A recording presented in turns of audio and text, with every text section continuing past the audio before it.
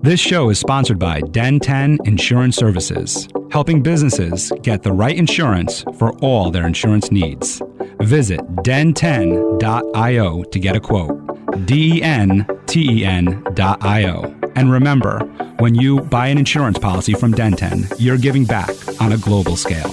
Hello, all my entrepreneurs and business leaders, and welcome to the Michael Esposito Show, where I interview titans of industry in order to inform, educate, and inspire you to be great. Hello, all my entrepreneurs and business leaders, and welcome to the Michael Esposito Show. Yeah, I'm playing to the camera for you this time, where I interview titans of industry in order to inform, educate, and inspire you to be great.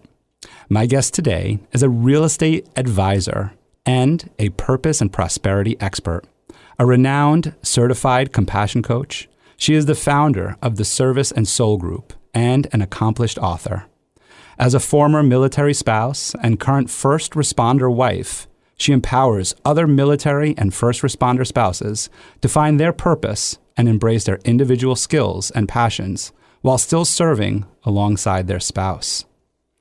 Throughout her life, she has faced numerous challenges, including being a teenage mother, caring for a micro-preemie baby, and aiding in her husband's recovery due to a helicopter accident in 2011. These experiences have shaped her into a caring and empathetic caretaker, motivating her to share her knowledge and experiences with others. Her passions lie in helping other women discover their true calling and equipping them with the necessary tools to embark on their own transformative journey others towards personal growth and fulfillment. Please welcome Jenna Griffith. Yeah, thank you. You're welcome. Welcome.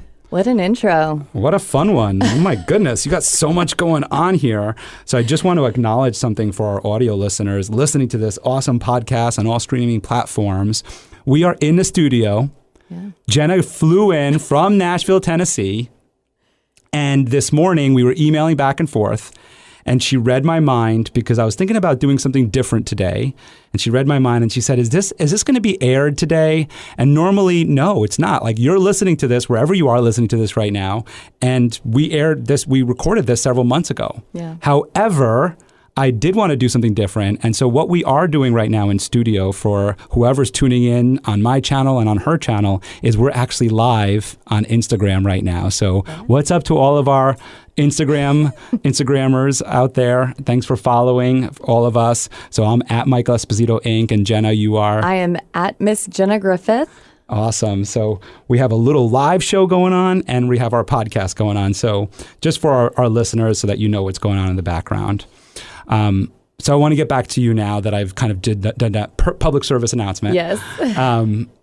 What a story. When I was reading your bio and reading about you, you have gone through a tremendous amount in your life.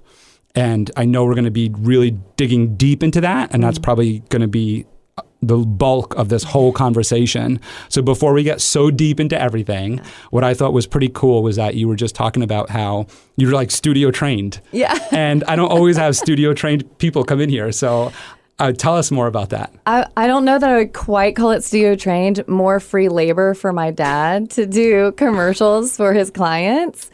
He used to be a disc jockey and then owned a marketing company and did radio commercials. And he would have me do a lot of those for him. So we lost him last year. So this actually feels really cool to be doing something where he would just be like, yes, go Jenna. We'll give him a shout out on the airwaves then. Yeah, to Michael Smiley. Nice, Michael Smiley. All right, awesome. And so he was a disc jockey. So I'm assuming Tennessee, it's got to be country music, right? Tennessee, yeah, he did it, oh my gosh, a long time ago. Okay. Long time ago. Yeah. So tell me more about your upbringing and when you were doing like these commercials and everything with your dad. Was this his job or was it like an entrepreneur? Tell me more about this. Both my parents were entrepreneurs. Okay. Mom was an accountant, owned her own CPA firm, and my dad was in marketing. He owned his own marketing firm. And he would always be the one that I would go to when I was creating stuff for my business to say, I need a cute tagline or I need something unique to put in here. And for a lot of his clients, he did radio commercials for them. So like I said, I would just be his free labor to do these. And of course, I thought it was really cool.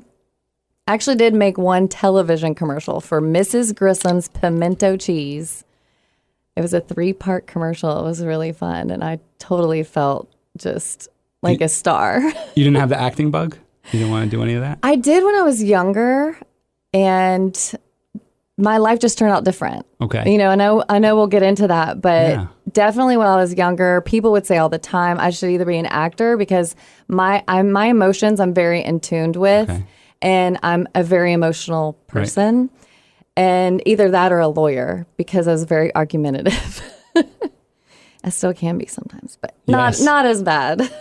I used to I wanted to be an actor when I was a kid. Yeah? And my parents swore that I'd be a lawyer too because I was very argumentative as well.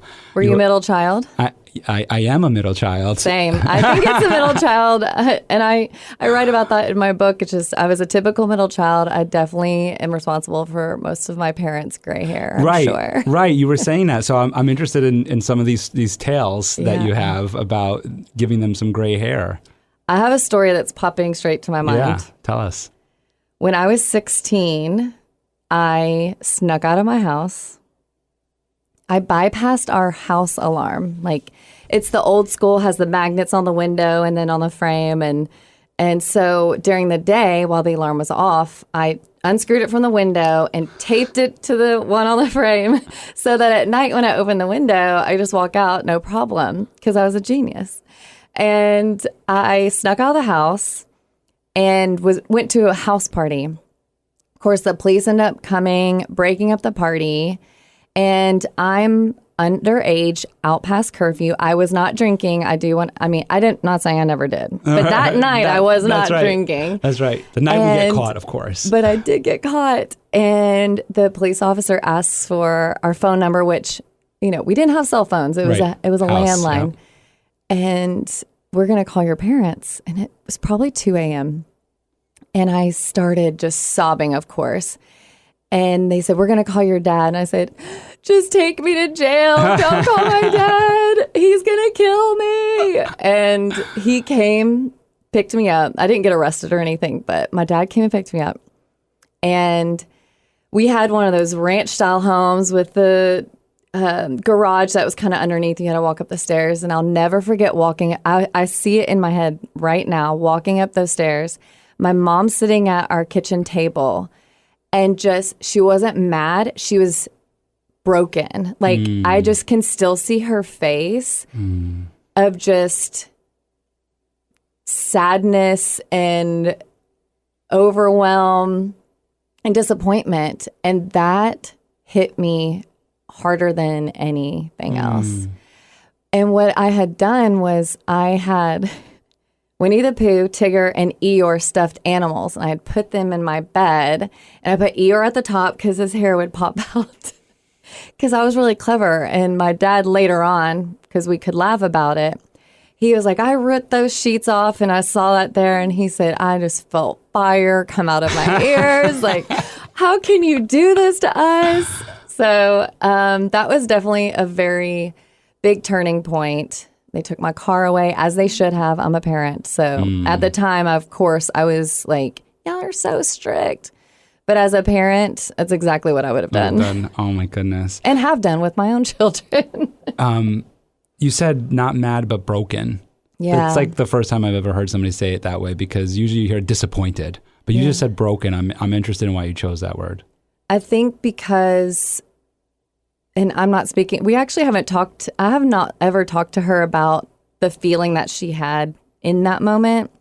But as I replay it in my mind, and as a mother, I connect with it now. Yeah. As I see it, I connect with that just defeated feeling. And it wasn't like it was the first time I had gotten in trouble. Right. And it was just a lot of things back to back to back. And it wasn't the last time either, because I was a teen mom. So that was after that night.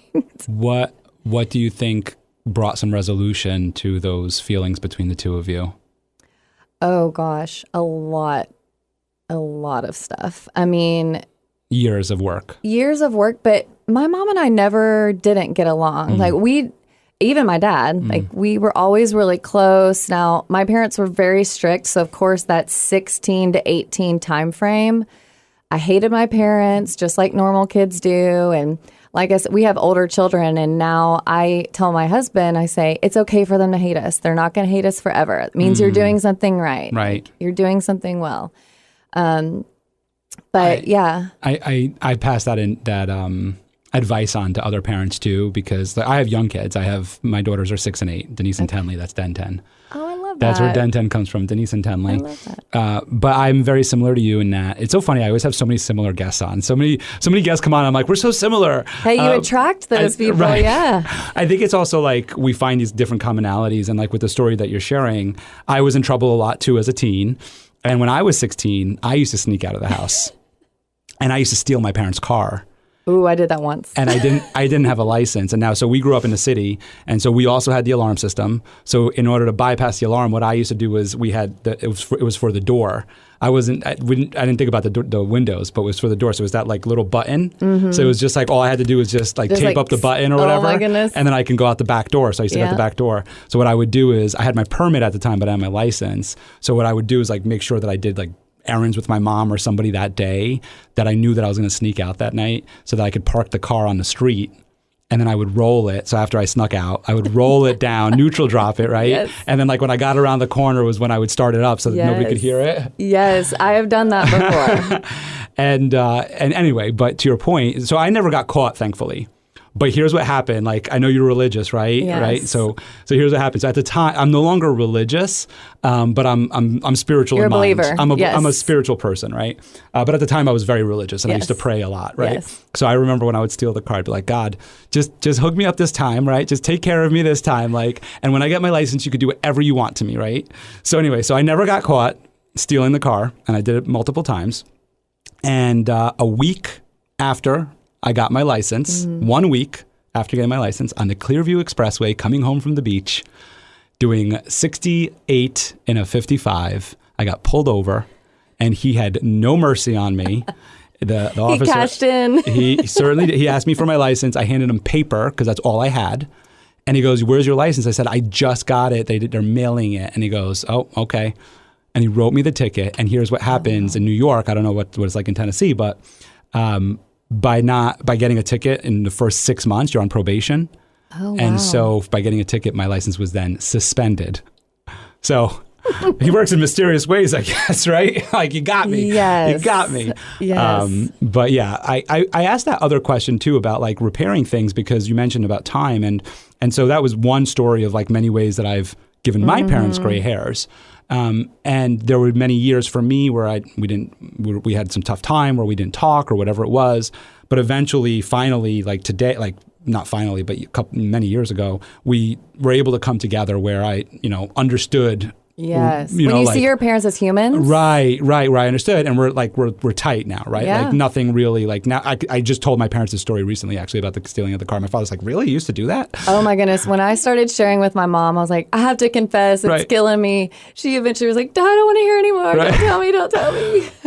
But we came back together, right? So I want to go back to this whole advice that you give to parents, because I remember I was at a job about a couple years ago, and a guy, his name's Chris, doesn't matter, nobody knows who it is, and still whatever. Anyway, he came to my office, and we were just talking, and he was telling me about his son, and he was just really upset because his son wasn't talking to him, and he can't connect with him. And I said, "How old is he?" And he goes, "Like 17." I said, I said, "Chris, listen, man." I was like, "You're good." I'm like, "You take care of him?" He's like, "Yeah, and he's ungrateful." I'm like, "Oh yeah, you're They're good." all ungrateful. I'm like, "Please, my parents spoiled me. Stop it." You know what I mean?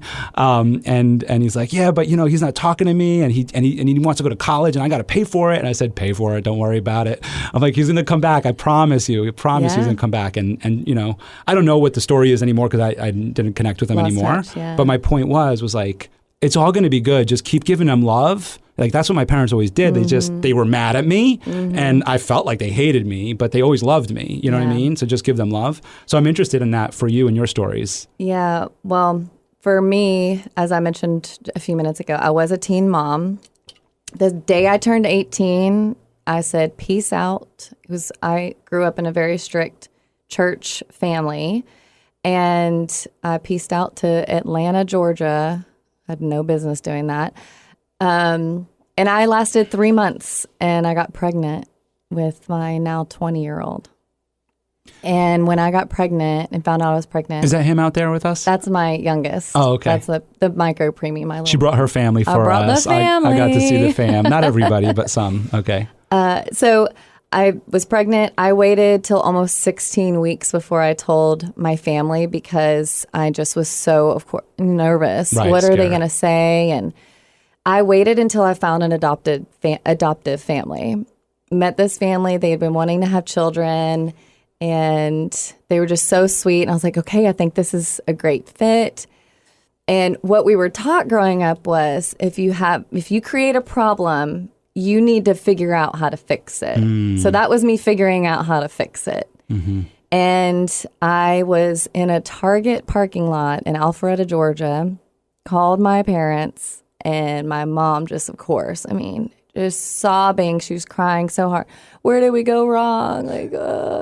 And my dad, I'm not even going to tell you what he said. He was very angry. Right. And I said, well, I've fixed it, though. I found this amazing family. They're open to an open adoption, blah, blah, blah. And my mom immediately said, absolutely not. That is our grandchild. We will help you. We'll bring you home. And instantly just stepped right in. And my mom said something. I was just telling my sister about this the other day. She said, we're going to love him so much, he's never going to know the difference. And they did. My entire family, they did. And he's 20 now. That's amazing. Yeah. I'm interested in, first of all, what is an open adoption? That I could visit the child. That you could visit. And so what led to this? So you left the house, you thought, you were like, all right, I'm done with these strict rules. I want to be on my own. I knew everything. Did you fall in love? Was this? No. It was the third time I had ever had sex. Oh my goodness. Yeah. Right. And so did the father step up at all? Or no. And we were young. I don't have any. No. Yeah, we were so So you young. were in this by yourself? I was. Well, I moved back home. I lived in my own apartment until I delivered him, and then I moved back in with my parents, and they helped me out. And my younger sister helped out a lot with that too. But when you were pregnant, you were by yourself? Yes. So you were in Atlanta by yourself? I actually moved back to Tennessee. Got an apartment. No, I'm saying before telling them. Oh, before telling them, yes. Yeah, I was by myself. Right, so by yourself. So what did you do to be able to deal with this stress as you were by yourself? I'm thinking about the teen moms out there. Yeah. I'm thinking about people going through really hard times and that are by themselves. And you're a coach and you're helping, you're inspirational. So what if you can look back at that time of that moment, those 6 weeks before calling your parents, right? Where this gentleman is no longer in your life. You're alone, you're in a whole new city or whatever. What got you through that time to be able to make that call? And also find that family, to have the mentality to look for a family for adoption, to find a solution, and then to call your parents. What got you through that? My best friend at the time, and we're still friends, she really helped me a lot. She was working at UPS, and the adoptive family worked at UPS with her. So that's how that connection made. As soon as I was like, what am I going to do? I'm way too young. I don't even know what I want to do with my life. All the things that go through your head, my life is over. Right. She connected me with the family. And I honestly will say that what I did back then that I still do today is I just do, if that makes sense. I just do. Right. And sometimes I'll spend a little bit where I'm like, I don't know, should I do this? And I used to be really bad at bouncing things off other people. I needed other people's validation to say, yep, that's a great decision, or no, I wouldn't do that. And then, of course, everyone has different opinions. So then you're like, well, I still don't know what to do because they say I should and they say I shouldn't, you know? And just as I've grown, as I've matured, and of course, through all the training I've gone through, I now know how to lean into my body physically. I can feel, is this a yes or is this a no? And really, the people I ping things off is my best friend, Anita, my husband, and my mom. I still will call my mom and be like, I don't know what to do. Or I even called her on the way here because I was late because of things that I can't control. Oh, it was flash flooding today. But I so don't you like got being late. And I was like, and I called my mom, and You even called me, so I'm on that list now. Yeah, exactly. I called my mom and I was like, I just need you to talk to me because I'm about to lose it. I'm so late. And because of what I knew with the radio, I was like, what if we only have a slot? And now it's like, I'm so sorry. We only had it till 3 Oh my or goodness. whatever. I mean, that's kind of what was running through my mind. But just having core solid people that have been in my life a long time that I know and trust, I take that advice and I take that to heart. But also what helps me with them as well is they don't care what I choose. They give me their advice and they're not offended if I don't take it. Right. I like that you said that too, that you just do it, right? So like I remember the quote, take messy action. Oh. I love that one. Take You're calling messy me a action. mess? No. In that, and what you were saying mess. in that messy action is like, you could plan all you want, right? Yeah. But at a certain point, you got to take action. So sometimes you have this really great plan and you're taking action on the plan. And sometimes you have like an idea of what you want to do. But in order to make a decision, you got to take messy action, right? Yeah. So you have a little bit of like a plan, like you had like a kind of like a makeshift plan of like, I think I got an adoption family. I got something here, but I got to do something. Right. And so I'm going to call you guys and I'm going to tell you. I love that you said, you just do it. And it kind of like reminds me of just the idea that there's really no wrong decision as long as you make one. Right. Yeah. And I like that you also have this support system that you're mentioning, like Anita and your husband and your mom. And like you have these people that you could lean on. And I think that that's so important too, to be able. I mean, that's what affords us the ability to make these decisions, right? Yeah. Like when you don't have a support system, then you're like, oh, if I do this, I'm going to die. Well, it's so interesting because I know we're going to, I hope I'm not jumping too far, but my husband's a first responder. That's part of what I do for coaching. But when he's deployed and I've got something that really isn't that big of a deal, but it is to me in a moment, and I can't call him, and I know that this just happened. My best friend was in a like all-day conference, and I was like, I'm going to explode. If you don't have those people, I'm like, who can I call that won't judge me for being childish right now? Yeah. I have my coach that I am fortunate that she's got like an open door with me where I can text her and I'm like, hey, you got 5. And like I think like the important piece is that whenever I ask her for 5 minutes, I try to keep it to just the 5 minutes so that the next time if I ask her for 5, she's like, I know Michael's going to keep 5 minutes. Yeah. Sometimes we go over because maybe she's willing to, but I always try to keep it to the 5 if I ask for 5. But it's so true, right? Like you have these like moments where you're like, I need to bounce this off of someone. Yes. It's so hard. But yeah, talk about your husband too, because I mean, this is all about your story. This like all plays into everything. So, he's a first responder. I just got to meet him and he was just sharing with me how he just did a couple of trips over to Ukraine to help the people there and do a lot there. I mean, you just have like this huge, like there's so much going on your end. And I'm just, I see this like balanced, strong, independent woman in front of me, and it's just like, how do you keep it all together, right? And I am going to take a step back here because I do want to just continue on kind of like the path of this your son, your baby, who was also a micro baby. Yeah. So now your parents take you in and are like, hey, all is forgiven. Just be with us and let's love this kid. Yeah. And I guess was something going wrong with the pregnancy or whatever that led to this? Well, that was my first child, teen, and he was full term.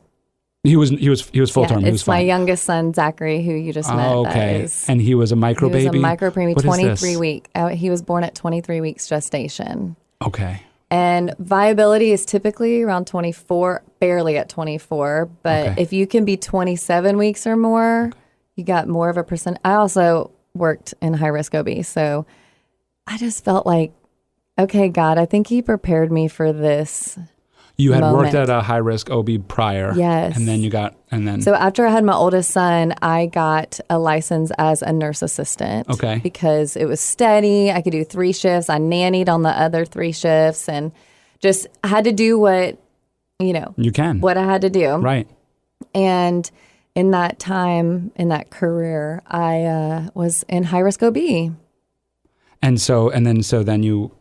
So a micro baby, so he was tiny. He was 1 pound, 3 ounces. 3 ounces. His eyes were still fused. His skin was still translucent. Wow. I actually have a picture of him next to a 20-ounce bottle of Coke. That's how big he was. So you had worked in OB, so you might have seen something like this. How did you end up now working through this for yourself? Well, to make a very long story short, I woke up, I was 23 weeks, woke up to go to the bathroom one morning and my water broke. And typically, as you see on the movies, it's and I don't know what your wife experienced, if it was a water breaking or an induction. She had to be induced. She was late both times. Okay, so like the movies show, your water breaks and it's this big panic, and we gotta stuff the bags and rush to the hospital. It actually is not quite like that. Still. I'm not giving medical advice. Right. Call your doctor. But I knew in that moment, okay, I either just peed on myself or my water just broke. Turned out my water had broken. And that was when I was married to my first husband, and we were stationed at Fort Bragg. Oh. And we went to the military hospital. It was a Sunday. It was the worst day because they don't have doctors in the hospital on the weekends. And long and short, I was in labor for 12 hours before I even got an ultrasound because they couldn't get a doctor to the hospital. And I said, I just need to know how much he weighs, because I knew from my experience, if he weighed at least 500 grams, he was viable. There was a chance. And finally got the ultrasound. And on ultrasound, he was 593 grams. And by the time I had him, when I actually had him, he was born at 547. So he was 47 grams over viability. Just making it. Oh, my goodness. He had a brain bleed. He was in the NICU 127 days. He had 15 brain surgeries the first year of life. And you just met him. He's incredible. We had 4 doctors tell us he'll never walk, talk, have any quality of life. You need to let him go. Oh. And we were just like, no, I'm not doing that. And I had doctors say, well, you're going to have to care for him his whole life, wheelchair, feed him. And I was like, okay, then I guess that's what I'm going to have to do. Right. And like I said, you met him. Yeah, he's incredible. And he's walking, talking, smiling, laughing. Yes. He's reading his book out there right now. Yeah, he's incrable. He's happy that I brought him some pizza. Yes. Yes, he likes pizza. That's awesome. That's his love language. I love pizza too. My daughters and I, we just read a book called Pizza Every Night or something like that. And I thought that's what it was going to be about, but it's not. It's about a girl who wants pizza every night. And I was like, that's me. That's me. Yeah. But it's about her trying all these other foods. But I was like, oh, darn. I relate to but I do. I love pizza.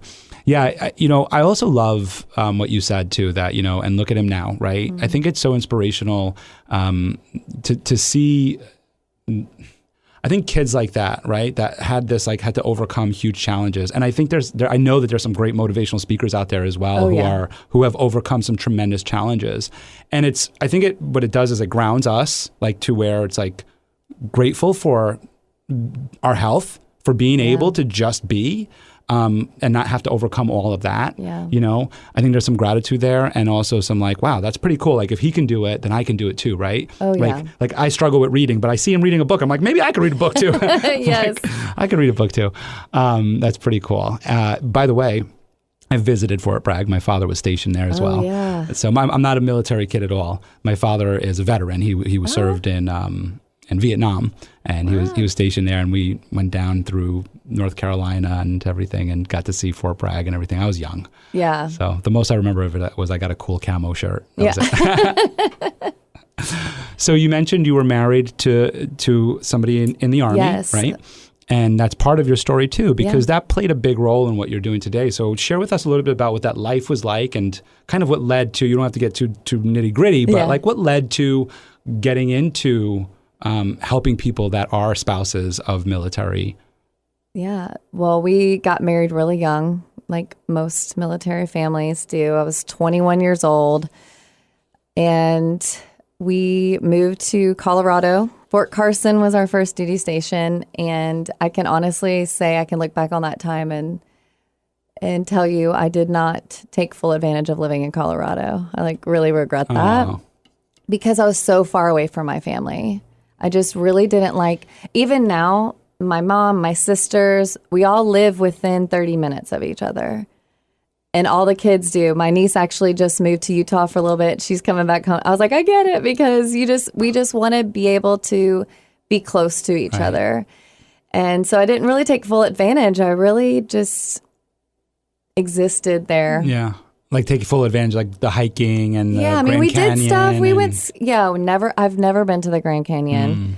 We did stuff, skiing. At the time, my oldest son was 3 years old. So when I met my now ex-husband, I had a 3-year-old and he loved both of us. And I, of course, was like, I can't believe that I found, because, when you're a teen mom, you can feel like damaged goods.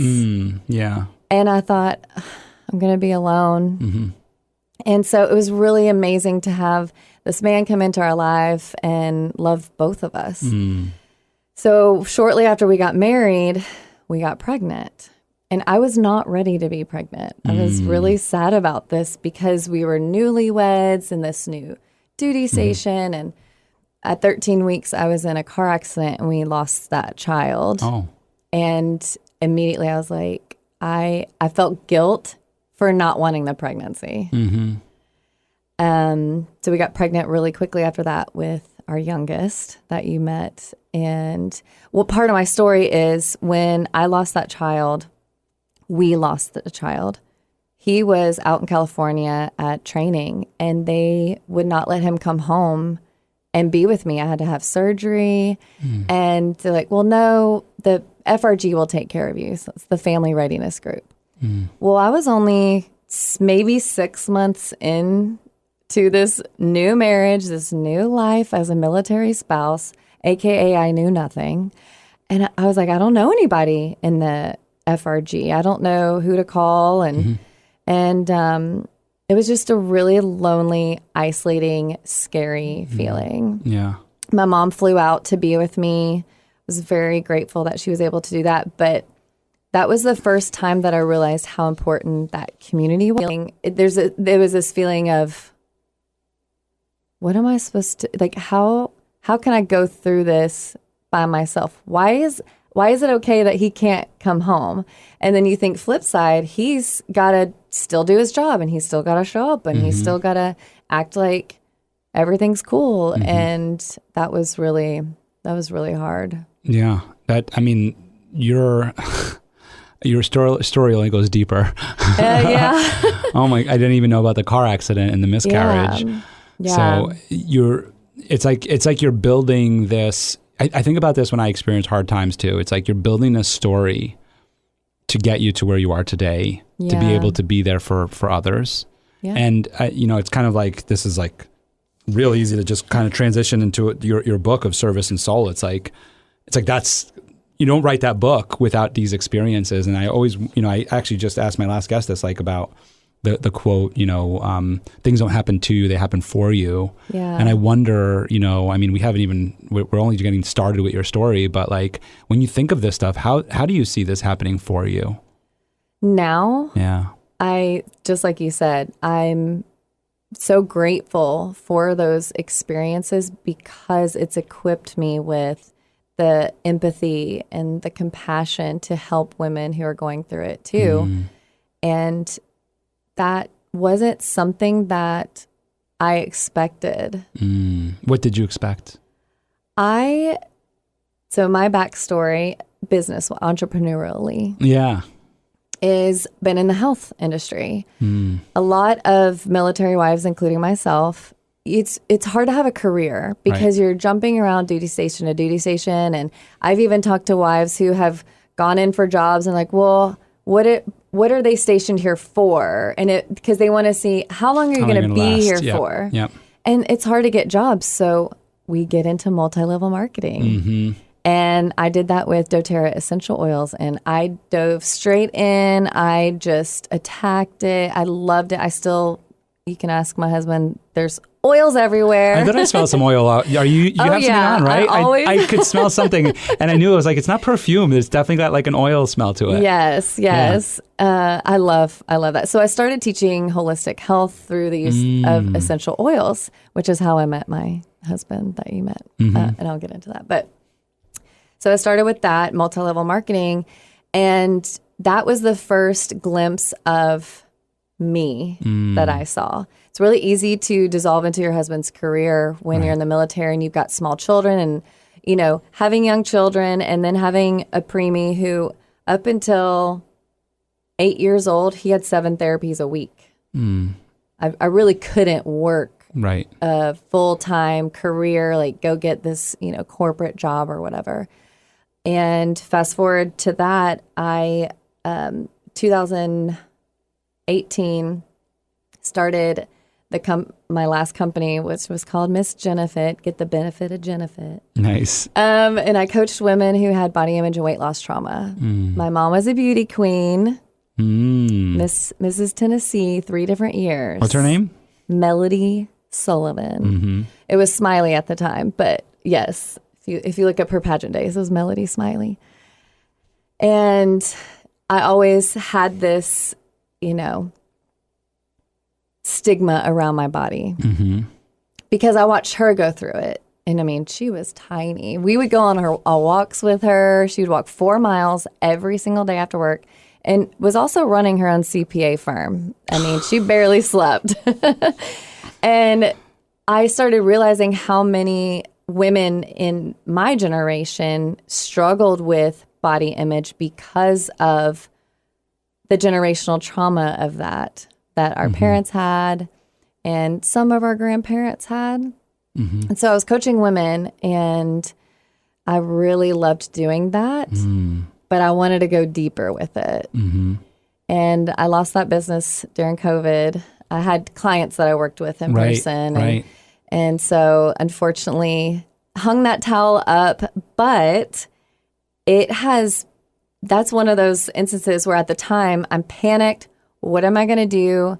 I ended up going back into real estate because I knew how to do that. I thought, okay, I'm going to get back into real estate. I know how to do that. I don't need to figure it all out.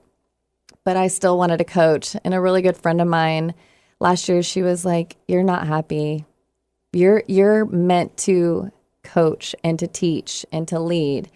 I'm like, I don't know what I'm doing. I don't know what I'm supposed to coach. And earlier this year, I'm in a mastermind group called G-Force. And my mentor, Brittany, that's when I was starting to write this book. Well, I was actually going to write a book for realtors to work on work-life balance. And she looked at me and she said, no.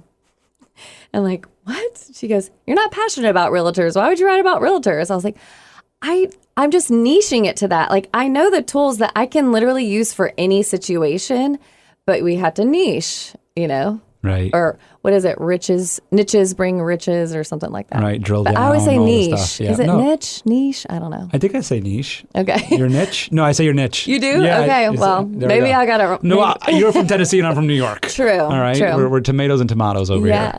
But she said, you've always been passionate about military spouses. And I was just like, I don't know how that's going to work. And she looked at me and she said, you and I both know when God puts something on your heart, everything will work out the way it's supposed to. And it has. I mean, I'm meeting the most incredible women. I'm talking to amazing leaders of veterans groups and getting connected with the veteran community has been incredible. And these wives need it so bad. They need it because there's a lot of programs for veterans and still there's not enough to help all the veterans. There's not a ton specifically for the wives. There's really great programs. Don't hear me wrong. There's a lot of programs that I went through that were very supportive, very helpful, but it was still about the military. So I wanted something that was about the woman. That's the difference that's the difference of what I like to provide is I don't want to teach you how to be a better, serve your husband better in his role as a military spouse. I want to teach you how to have your own purpose, follow your own dreams, because that builds confidence. It heals the woman. And if you can heal the veteran and heal the spouse, you heal the family. Because when we have that strong parental unit, it's really powerful. And so what my husband does with the organization that he works with is they have a program called Heal the Heroes. And they take veterans 100 veterans a year through this 5-day intensive in-person healing. And then they coach them for 12 weeks every week after that into finding their purpose and really showing them that, hey, just because you're not serving anymore doesn't mean that the world doesn't need you. That's so... And it's been incredible watching these veterans just liven up and come into who they are and not feel like, oh, well, I'm not garbage. Right. You know, I still have a purpose in this world. And watching that really inspired me for the wives too, because I meet the wives, I'm around the wives, I talk to the wives of these veterans who go through it, and they're so excited that their husbands are getting this like deep healing and purpose. And they're like, but I want that too.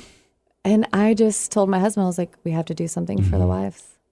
And thus was born. It's funny because as you were getting ready to come on today, I was speaking with your husband, and we were actually talking about his mission over in Ukraine, and we were talking about the Russian soldiers as well, and I was saying I actually feel bad for them, and the reason for it is that we both understand, or we acknowledged, that a lot of what they're doing is out of fear for what could happen to them, and so these young men are being told and forced to do things that maybe they didn't want to do, whatever it was.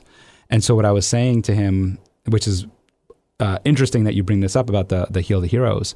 What I was saying to him was, I said, I feel bad for them because, you know, they're being forced to do this. And just being in a combat alone, and I understand this because my father's a veteran and I've been around veterans, just being in a combat zone alone, thinking that you're doing good, right? Not even doing it out of fear, doing it because you joined and did it to do good. Yeah. You come out of the combat zone and you don't know your purpose. And that's like the hardest thing for them to deal with is like how to become a civilian and enter this world where your whole life is completely different. And he, of course, acknowledged that and then was talking about some of the other things with me that we got into. But it's just interesting because I didn't even know about this program. Yeah. And then you have this program. And I'm kind of bringing this up because I think that when there's things that are so obvious that they become talking about, it is so important to have programs that support it. Yeah. When we think about anybody, and this goes back into your work and my work, in that anybody who doesn't know their purpose and doesn't know why they exist or why they're doing what they're doing is kind of lost. Yeah, they're drifting. And they're drifting, and it ends up in some really terrible places. It ends up in places of just unhappiness. I know for me and my story, it was just unhappiness. It was a roller coaster of being hired and fired and just not really understanding what's going on and why it's happening to me, right? Yeah. And it was until recently that I found my purpose of like what I want to do and be a speaker and be able to help people find their inner confidence and be able to find their purpose. And when I've learned that, it's like with you with the wives, it's like, oh my goodness, this is it. This is me. I love this, right?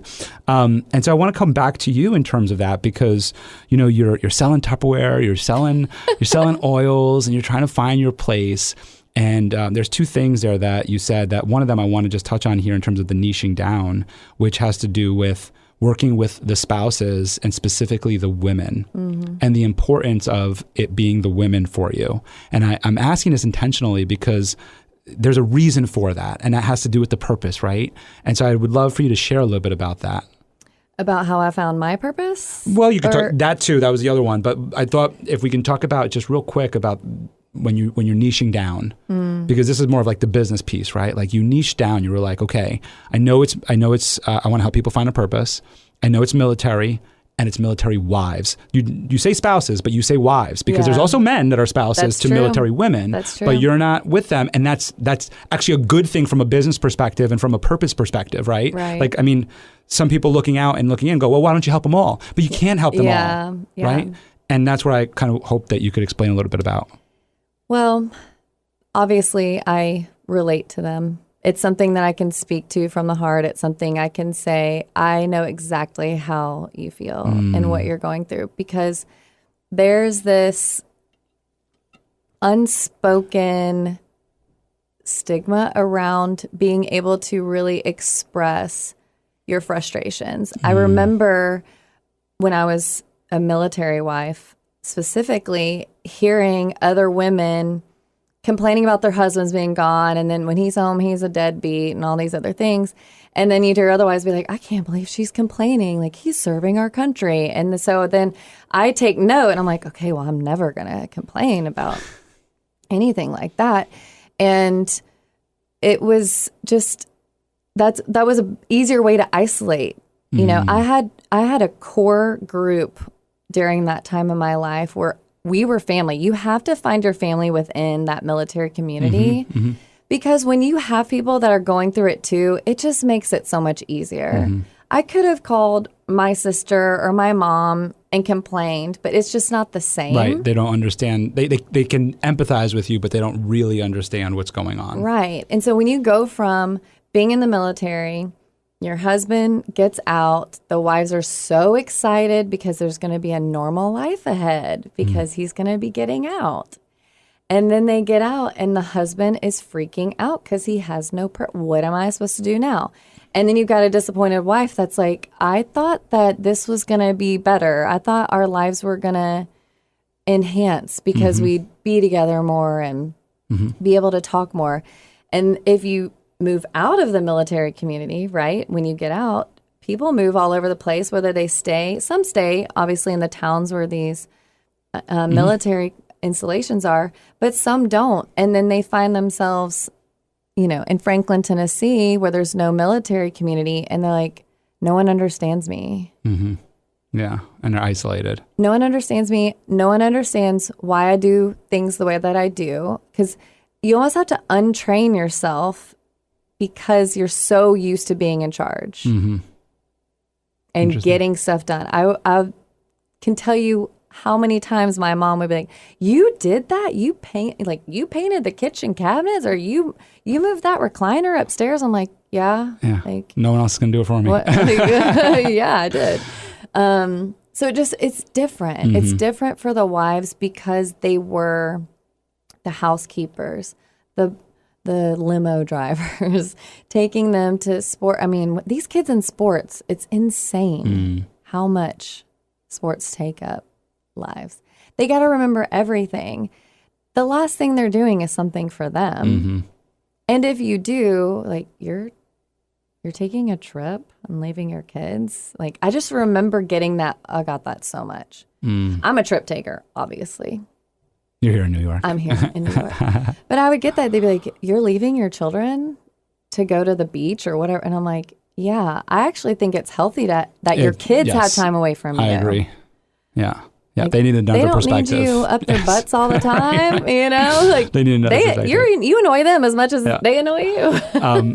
And I want to get into your passion in that, but I just want to kind of like, kind of just wrap this around what I was asking and that you answered here, which was, you know, in business, right? And in what we're talking about in terms of like finding our passion and being able to expand. Like, and you said it earlier where you were like, and when I narrowed down into this, and you know, your friend Brittany, right? Your mentor Brittany helped you narrow down. It was just like, it just blossomed for you. It wasn't work anymore, right? But from like a business model perspective, it's that the more you niche down, right? The more, what do you say? I say niche and you say niche. Yes. And then I use niche whenever I decide. But the more you niche down, the easier it gets, right? Because then you know exactly who the person is that you're speaking to. And I heard this recently too, is like, if you're speaking to everybody, you're speaking to no one. Yeah. And so if you're trying to speak to everybody and say, okay, I'm going to speak to all the military spouses, well, then you're not going to connect with the ones that you really want to connect with, which are these women that you're talking about that are taking their kids to soccer practice and moving their recliner and painting the kitchen. And it's like, you're not going to be speaking to them. You're just speaking to everybody. Yeah. And then you would be stuck in the same rut. Yeah. And so that's why I was asking that so specifically. Why'd you focus on the women? Kind of understanding because I got to read your background, but kind of understanding your background as to why that was so important and how you're able to relate so well with them. Just kind of going back to you finding your purpose now, which was my second question, has to do with the Tupperware and the oils and everything. And so while you're going through all of this and you join the G4, right, which was like that's the mastermind. Yeah. And you talk a little bit about how this was a big investment. Yeah. And so I'm interested in this of like, how you took this leap to take this big investment. Obviously the payout was amazing, Yeah. right? But you don't know that going in, No, it's terrifying. right? It's like having your sons. It's like, it's terrifying. It's like, it's terrifying, but like, oh, okay, they're beautiful, right? Yes, yes. And I talk about masterminds in my book too, Yeah. because it is scary. You don't know what the value is going to be. And we all want to know, okay, before I go into this, what's my ROI? What am I going to get back from this? And my very first mastermind, I cried when I signed the thing. I didn't have the money. I did not have the money. And I didn't ask my husband. I don't recommend that. He's super supportive. So luckily he has seen it pay off. But I was at a conference. I got sold the usually package. ask, but I already signed. Yeah. I'm like, hey, honey, so... You're like, But yeah, I was at this conference, super moved, inspired. And of course, the end day, Sure. they sell you their Everything, mastermind group. Right. And I just signed up for it, and I did not have the money, but it came to me. What conference was this? Do you care to share it? I'd rather not. Okay, that's fine. Yep, that's cool. But yeah. Could you also just help our audience just describe what a mastermind is, at least in your words? Yeah, so mastermind groups is bringing entrepreneurs together to strengthen each other, bounce ideas off each other, help network. What's really helped me a lot has been, hey, I'm looking to grow the marketing side of my company. Well, I've got someone who's in marketing in my mastermind group, so they'll coach you through it.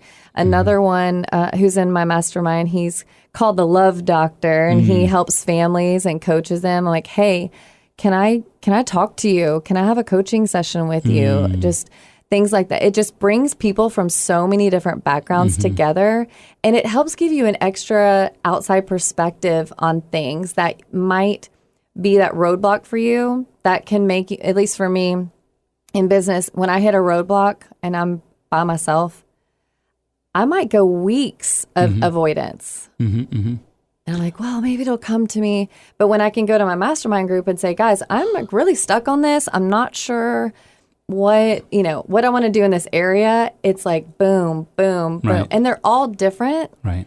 but really loving people who can bring a different, like I said, a different perspective to it. And I've really enjoyed that. Yeah. And like, so I learned about masterminds through Napoleon Hill. If you know it in the thought, right? Yeah. Of course, right? Through Napoleon Hill and the masterminds. And just for anybody listening and watching, it's not just entrepreneurs, right? It's Right. any industry that you're in. Yep. And it's really the idea about it is that it's just getting smart. And everybody's smart, so understand how I say that word. But people who are let me rephrase this: people who are knowledgeable about certain industries, certain types of roles, certain types of jobs, whatever it is, they're knowledgeable about it, and they're willing to share that knowledge with that group, that mastermind. And I think that it's wonderful, and there's all sorts of different types of masterminds and mentorship relationships. And I do have a question for you in terms of this. Are you also part of any networking groups like BNI or chambers or anything? Actually, I help run a really large networking group called Tennessee Women Connect. Awesome. Check it out. We had our big conference yesterday, our annual I think I saw the conference. pictures. Yes, very cool. Yes. We have 10 cities just in the Nashville area, but overall we have 13, and we're opening up 3 more next month. We're moving into Kentucky. We moved to Alabama. That's awesome. And it's a different kind of networking. It's just That's what my question was going to be about. So go ahead, give us the different kind of differences. networking. Everyone's welcome. We don't have slots, that you have to be a specific, we Gotcha. already have a realtor, we already have a Gotcha. lender. It's for every woman. And what we really talked about yesterday is networking is obviously about connecting, but not just, hey, this is what my business is. What does your business do? Okay, great. Here's your business card. Okay, see you later. Awful. No, it's Terrible doing networking. life together. Right. It's doing life together.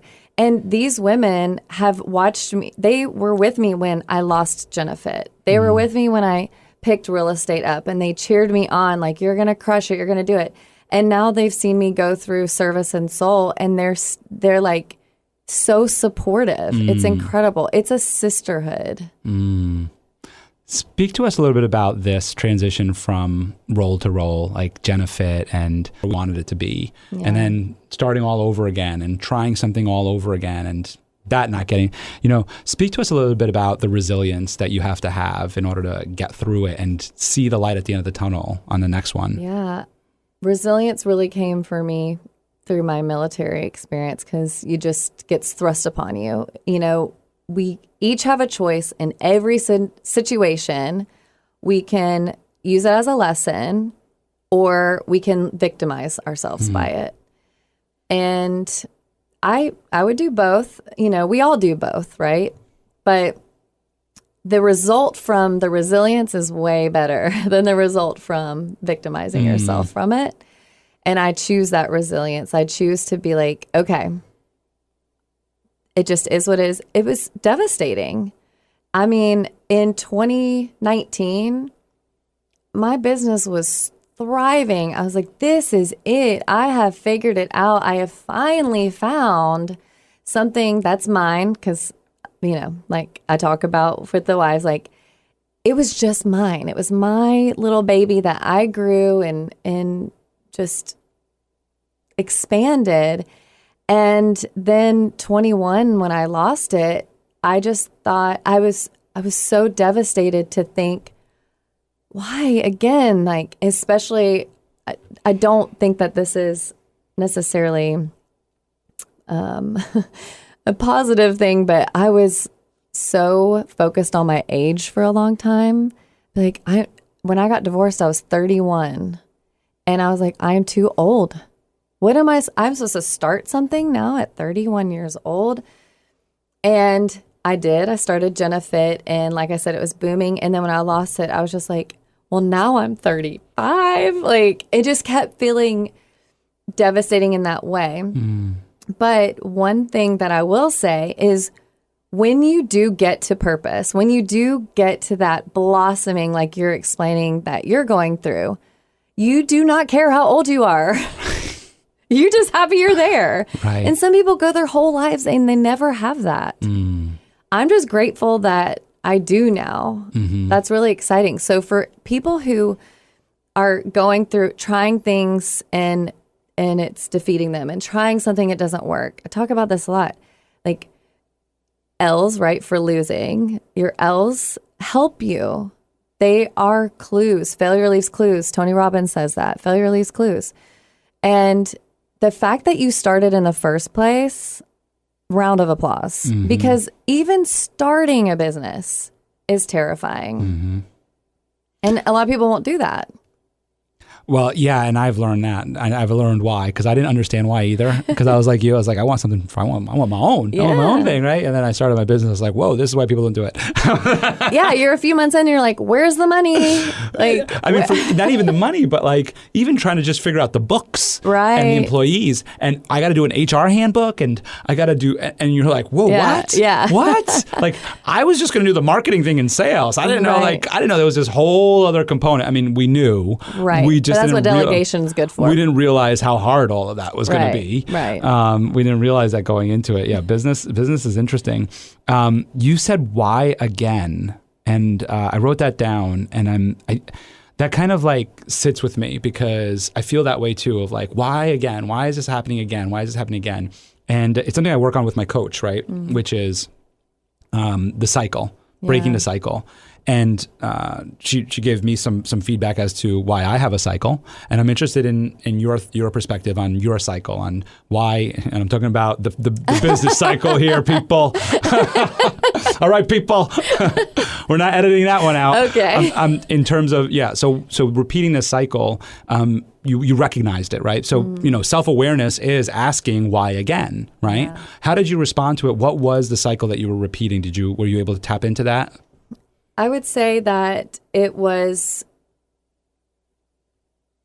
to me, if you think about building brick by brick, I just saw it as another brick.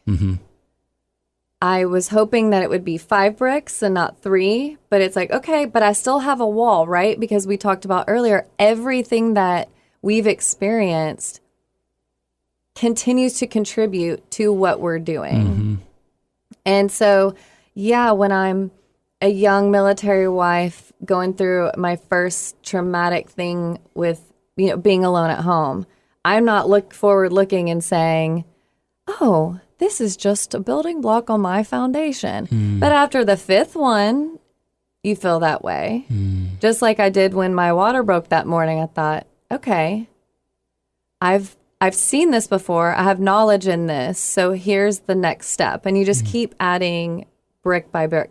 And I'm sure you've interviewed super successful people who have 20 and 30-year-old businesses who still feel like I've got one, it's not done. It's not complete. But that's the point of life. And I've really had to focus on enjoying the journey. For so long, I spent my time being like accomplishing something and then being like, okay, well, I got to do the other thing. Well, it's not enough. It's not enough. And we're human beings. It's never going to be enough. There's always going to be something to do and it's never going to be enough. Right. And when I really focused on enjoying the journey. So today, I hated today. Tell us. Tell us. Go ahead. Because travel is hard. Flash flooding, how often does that happen in New York? Seriously. I was just like, we're sitting on the curb for an hour waiting for our rental car bus that never came. Oh my goodness. Because they closed the streets down. Oh my goodness. So You're that like happened. Building the blocks. And then, of course, I get all the upsells at the car rental place. I'm like, I got to go. I don't care. Just like, here's my credit card. I got to go. But even stuff like that, where it's like, okay, this is not ideal. I was not happy. I'm not going to sugarcoat it and say like, I don't just move through things and be like, you know what? Yeah. No, you were. That's just part of the journey. Yeah. It's usually afterwards that I feel that way. Right. But also back to something I said earlier about healing the heroes, healing the spouses, heal the family. I now have a partner who's also equally invested in his own healing and in his own growth. So when I'm having a moment like I did earlier, he's the one stepping up and being like, okay, babe, we've been through this before and we know what to do and we have the tools to do this. And I'm like, you're right. But at the time, it just feels so real and it feels so frustrating. And if you don't have I call him my purpose partner. If you don't have your purpose partner, that's okay too. That's what masterminds and coaches, that's what they're there for. That's what helps you go when you're like, why again? You have someone from an outside perspective to say, I know this is frustrating. I know this is disappointing. But remember what you already know, and that is that this is happening for a reason. And I used to hate that phrase so much. But it's true. Yeah. It's very true. It is happening for a reason. And sometimes you never know the reason. Sometimes you never, ever, ever, ever know the reason. So even today, I thought that while I was standing on the curb. I was just like, why? Like, I landed with 5 hours to get here. I know. I couldn't believe it. I got the email from you this morning. I was just like, oh, sweet. They're going to be here early. Exactly. And we were late. And even then, I was sitting there like, why? Why is this happening? And I just think about the accident that maybe was being avoided for me. Maybe, you know how people say like, oh, if I was just 1 foot further this way, it would have killed me. Or if I was just, I think about those things. Wow, maybe that hour just saved me and my family's life. I will never know, but it helps me when I think about it in that way. I mean, while you were going through that over here on my end, I was expecting you, and not about you being late at all. No, I don't mean it in that way at all. But knowing the conditions of today, and I was like, oh my goodness, I was thinking about you guys, and I was like, oh, this kind of sucks. Like she just flew in, and there's flash flooding, and so I felt really bad. And then when I spoke to you on the phone, and I heard your voice, like I could tell, I was like, oh my goodness, I was like, keep it together, this Jenna. woman is devastated right now. I was like, she's either really mad at me, and I was like, she can't be mad at me. So I was like, it's not me. I was like, but this situation she's not happy with. And so when I hung up with you, I was like, I got to go do something for her. So when I ran out to go, do that, get the pizza and all that stuff for you, that's kind of like what was going through my mind. And then I saw on TV, because I don't really follow the news, by the way. I don't look at the news. I'm like, oh, I woke up, I was like, oh, it's raining. Okay, whatever. Right. So I went to get pizza, and they had the TV on, and I turned around, and they're showing New York City, like Brooklyn and couple parts of New York City, just cars floating. Yeah. Cars are floating today, people. Yeah. And I'm like, oh man. Oh my goodness. I'm like, that's what I was like, oh my goodness. So I was just talking to your husband again before you came on, and I'm talking to him. I'm like, you might want to just call the hotel, right? Smart. And talk to them.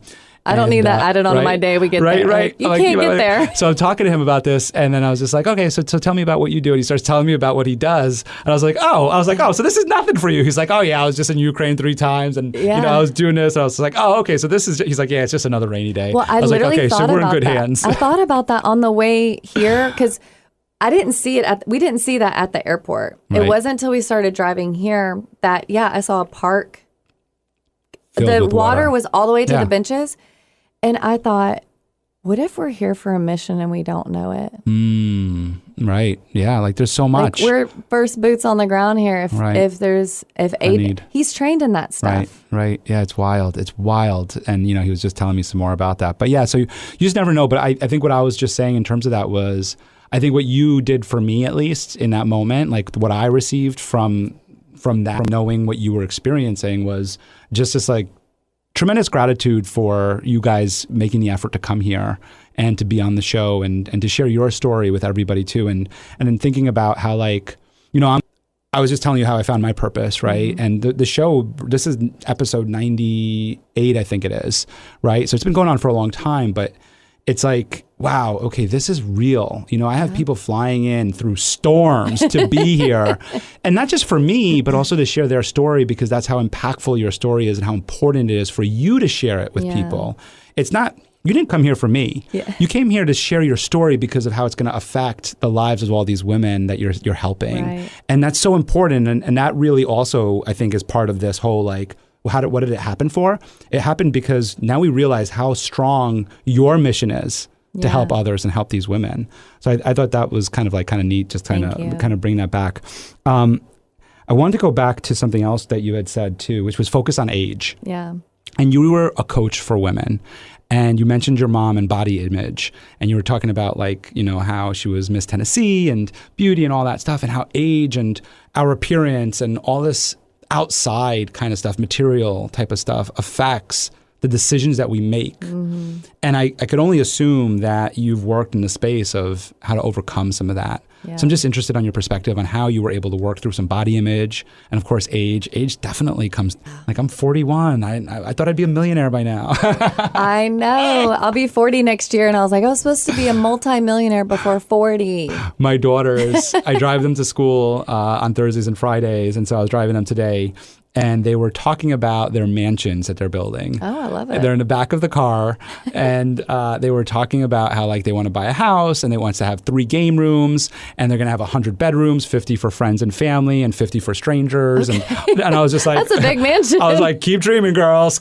I love it. I was like, I love it. Keep dreaming big. I was like, by the way, one of their friends who was with us, she goes, I'm going to build one, and it's going to have 3,000 rooms. She goes, there's not even 3,000 people in Highland. Just to give you some context, sweetie. I was like, but I love it.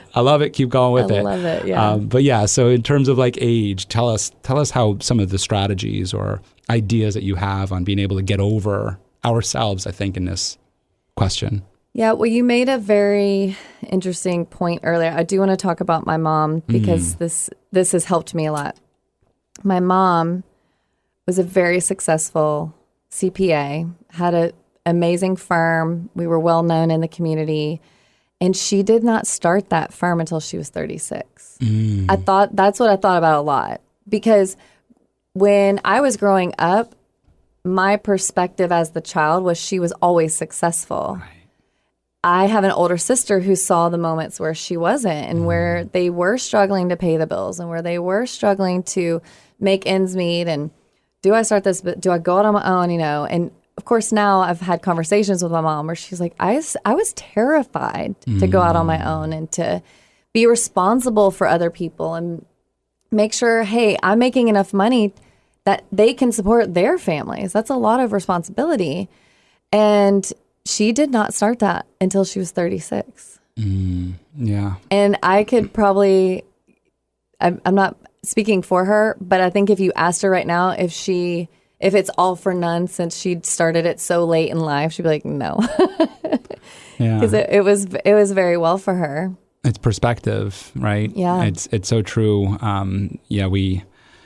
I mean, I do say this though. Like I tell my coaches, I'm like, I don't want to be the colonel though, because like the story of KFC where he was like 76 or something when it finally happened. I'm like, look, I get it. I'm gonna enjoy it. Right. I'm willing to be patient, but like, can I get it Come like on. a little sooner? Yeah, I think perspective plays such a role. The other question that I had for you that while you were talking about your experience today, but also just in life, is acknowledging the moment. Yeah. And you were so willing to share how like you were acknowledging that moment. You're like, look, I'm not going to sugarcoat it. Like maybe later I will, right? Not sugarcoat it, but maybe later I'll be like all gratitude and everything. But in the moment, I'm upset, I'm hurt, I'm angry, whatever it is. And you're owning it. And I love that because that's so important, right? And I'm interested on your perspective on acknowledging those feelings. That has been something that came later in life for me. Southern Christian family, all of us. It's not just my family, it's community, right? You're perfect. Your family's whatever is going on, it happens behind closed doors. You don't talk about it. You just, smile. And what's that Miranda Lambert song where she's like, powder your nose, paint your toes, line your lips, and keep them closed. Oh, wow. There you go. And interesting. So I told you we had our Tennessee Women Connect Live yesterday, and I spoke on a panel about truth and transparency and just about the mental the mental things that happen in entrepreneurship. And one thing that I didn't talk about and I thought about later was I, was married 10 years and I kept a lot of stuff secret. My first marriage was all secrets. So much so that when we got divorced, so many people were like, wait, what? And I'll never forget a friend of mine at the time. She was struggling with something in her marriage, and I gave her some advice, and she was like, it's easy for you to say because your marriage is perfect. And we were near divorce already. And I was like, oh my God. Something clicked in me where I was like, I've been so fake. Like, I've hid everything. I've kept that persona of like, look at all these great things that I've done, and our family, look, got my husband and my 2 kids, and we're so perfect. And it wasn't. No, nothing is. And the story that I shared yesterday was I don't like when technology doesn't work. It really drives me crazy. Like that will send me 0 to 16. You'll see a Jenna that you're like, what just happened? Because it should be so simple. It should be so simple. And I'm like, I don't understand. So anyways, I had a bad technology morning and I went to a coffee house to get better Wi-Fi. And that didn't work either because there's too many people in the coffee house. So I come home, I'm crying. I'm on the phone with my husband and I pull in the driveway. I get out of the car, I grab my leather computer bag and I circle sling it onto the gravel driveway. And I was like, I'm not doing this. Why do we even try? I'm so tired. Like, it should be so simple. It should be so simple. Like, no one's even going to care. I go into all these limiting beliefs and things that I'm struggling with at the time. Like, no one cares what I have to say. And I shared that yesterday on that panel so that the women could feel normal, because I know I'm not the only one who bawls my eyes out. Like, I give up. It's not working. I'm not doing it. I can't. It's just too much. It's too stressful. And when you're a sole proprietor, you only have you to do the things. And that was another thing I learned in my mastermind. I started hiring people. And it's made my business so much better because I'm like, I'm not as stressed anymore. Yeah, you said that earlier, delegate, right? Yeah. And you just mentioned limiting beliefs. And I was reading an article that you were interviewed for, and you were talking about limiting beliefs, and you repeated a phrase over and over again. And again, I got to throw it out to Merritt. That's my coach, Master of One Coaching. She's amazing. And it's something that she does with me too. And she repeats the same phrase to me. She goes, well, then tell me. Go ahead. I have a lot of phrases I've repeated. Tell me then what is true. Yeah, right? What is true. Like in terms of your limiting beliefs, it's like, okay, but what is true? What do you know is true? Yeah. And actually it was a counselor that I was seeing when I was going through my divorce that taught me that. Because listen, no divorce is pretty. I mean, maybe 1% of divorces are super peaceful and they can walk away, but most, I would say, are not. And we're both attacking each other. Everyone's mad, everyone's bitter, all these things. And there was things that were being said about me and I was just really upset about them. And she was like, okay, well, what is true? And I was like, well, this, that, and the other. And she's like, then that's all that really matters. No, it matters what they're talking about, what they're saying about me. And when you start practicing that over and over again, it calms your nervous system down. I also like to talk about, I geek out a little bit on polyvagal and the emotional ladder. There. Yeah, I love because that stuff. when you're in that, I know I'm not having to explain it, but like dorsal, which is sadness, depression, anger, frustration, all those things. When you're in that space, you're not thinking about what is true, because once it's like a cork that's being pulled underwater. When you're in that mindset, everything is wrong. And I don't know if you're an Abraham Hicks fan, but I'm an Abraham Hicks fan. I'm not familiar with him, but I'm gonna have to look him up. But there's this analogy about having your car on the top of a hill. The car is your emotions, okay? Now, let's say you're at the top of the hill with the car and it starts to roll. Well, you're right there and you can stop it from rolling down the hill. Like, whew, dodged a bullet. That being awareness around your emotions. You at the top of the hill is being aware of your emotions. Now, if you're not connected and aware of your emotions, you're at the bottom of the hill. And once that car starts rolling, it's going to be a lot harder to stop. So if you can catch yourself in that, and it does not happen overnight, we all know, it does not happen overnight. But if you can catch yourself right and be aware, like I was in the car today and I just took a moment, because I easily could have spiraled. This whole thing would have been ruined. I wouldn't have shown up emotionally like I wanted to, because I was already feeling that. I was like, I am not mentally prepared to show up like I like showing up, because I felt all these frustration, all these road bumps that I'd hit just in one day. And I remind myself of that analogy, be like, okay, I'm still at the top of the hill. Because what good does it do anybody when you're at the bottom of the hill? You're going to get run. It's going to run you over. And then you're maybe 2 or 3 days later, you're like, oh, I really hate that I let that take over me like it did. That's like, oh, I wish I handled that differently. Because in that meantime, during the rolling, you might be cussing someone out. You might be telling someone things that you don't really feel, or saying things about yourself that you don't really feel. And then it's done. It's said. Yeah. You know? And it's a choice that you make. So I did this presentation on Wednesday, and I was talking to Katie about this. She's my marketing manager. And she wanted kind of like a recap of, she's like, how did it go? How did it go? And I was like, it went great. And I was telling her all the great things. And 2 things like that you just mentioned that like resonate here is that one of them was having to do with things going wrong, right? I kind of just lost my train of thought, but I'm going to go with the one that has to do with the feelings first. And I'll probably go back to the other thing when I remember it in mid-story here.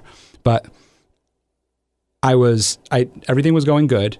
I was starting the speech out, doing everything great. And then there was this moment where I was like, I don't know what I'm doing next. Right? I know that feeling. Right? And I'm up there and I got the slides going. I got my sheet in front of me. I got my paperwork in front of me. And I'm like, okay. And I'm like, I don't know what's next. I'm like total blank. And it was this choice that I had to make. And it was, the choice is this. So, and you know the choice, right? It's I just call blank and I just let everybody know like, hey guys, I'm totally failing right now. I have no idea what's next. Give me a minute. Let me see if I can kind of recoup, right? And we both know that if I make that choice, first of all, anybody out there who's a public speaker or decides to speak in public or whatever it is, I hope you realize that your audience is there to support you. Yeah. So at the end of the day, I can make that choice and my audience will support me. They're going to be like, you got this, Michael. Take your time, whatever you need, whatever it is. But I also know what the impression is, right? It's like, boom, he's not a professional speaker. All right? I know. Right? So there's this choice, right? And I can make that choice of like, and then we also know that now that's going to weigh with me, like you said. During the rest of the presentation, I'm going to be like, oh my goodness, how did I? I did that. Can't believe I did that, right? So I made a different choice. I was just like, nope, I got this. I'm just going to buy some time here and quickly buy some time. I'm going to blame something else.